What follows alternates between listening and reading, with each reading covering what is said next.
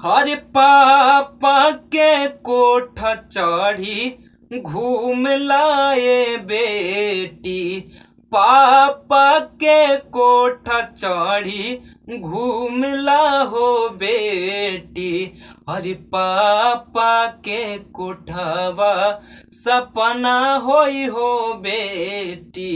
हरे हो जे कोठावा सपना होई हो बेटी। सपना होई हो बेटी सपन होई हो बेटी। सपना होई हो बेटी सपना होई हो बेटी।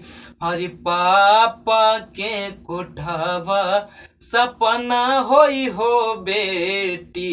हरि की पापा के कोठावा सपने होई हो बेटी।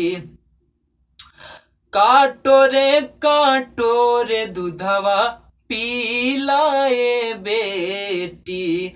काटो रे दूध पीलाए बेटी। ये हो काटोरावा दहेज मिली हो बेटी। अरे हो काटोरावा दहेज मिली हो बेटी।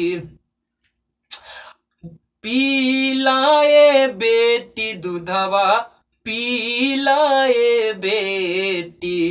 पीलाए बेटी दूधवा पीलाए बेटी। ए हो काटोरावा सपना होई हो बेटी। अरे हो काटोरावा सपना होई हो बेटी। मम्मी के पाजरवा लागे बैठ जाहो बेटी। मम्मी के पाजरवा लागे बैठ जाए बेटी। मम्मी पाजरावा सपना होई हो बेटी। अरे मम्मी पाजरावा सपना होई हो बेटी। बैठ जाए बेटी तू बैठ जाए बेटी। बैठ जाए बेटी जाके बैठ जाए बेटी। मामी पाजरवा सपना होई हो बेटी। अरे मामी पाजरवा सपना होई हो बेटी।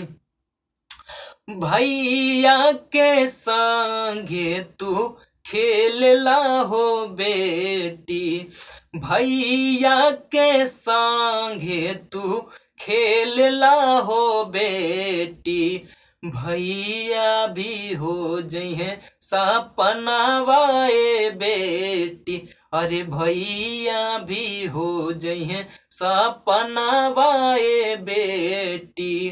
खेल ला बेटी भैया संग खेल लाए बेटी। खेल लाए बेटी भैया संग खेल ला हो बेटी। भैया भी हो जइहे सपना वाए बेटी। भैया भी हो जइहे सपना वाए बेटी। पापा के कोठा चढ़ी घूम लाए बेटी। अरे पापा के कोठा चढ़ी घूम लाए बेटी। पापा के कोठावा सपना होई हो बेटी। अरे पापा के कोठावा सपना होई हो बेटी। भैया नमस्कार प्रणाम। हम भोजपुरी मगही गायक आशीष कुमार रउआ सवे तमाम भोजपुरी मगही श्रोता सुन भैया समाज के भैया हम पैर छू के प्रणाम करत हई। और जितना भी वीडियो के देख रहा बानी भैया सबके पैर छू के प्रणाम बा। भैया अगर वीडियो अच्छा लगल हो तो प्लीज वीडियो के लाइक जरूर से दम करें भैया। वीडियो के दम धना के भैया हर जगह परिवार दोस्त यार में दम शेयर कर दे भैया लोग। और अगर भैया हाथ जोड़ के नहीं हो रहा अगर वीडियो पसंद आये हो कब जा लोग रुआ लोग के तो प्लीज चैनल के भैया सब्सक्राइब जरूर से एकदम जरूर करब। तो चलिए तब तक के लिए बाय, फिर मिला तनी भैया अगले वीडियो में। तब तक के लिए सबके पैर छू के प्रणाम बा।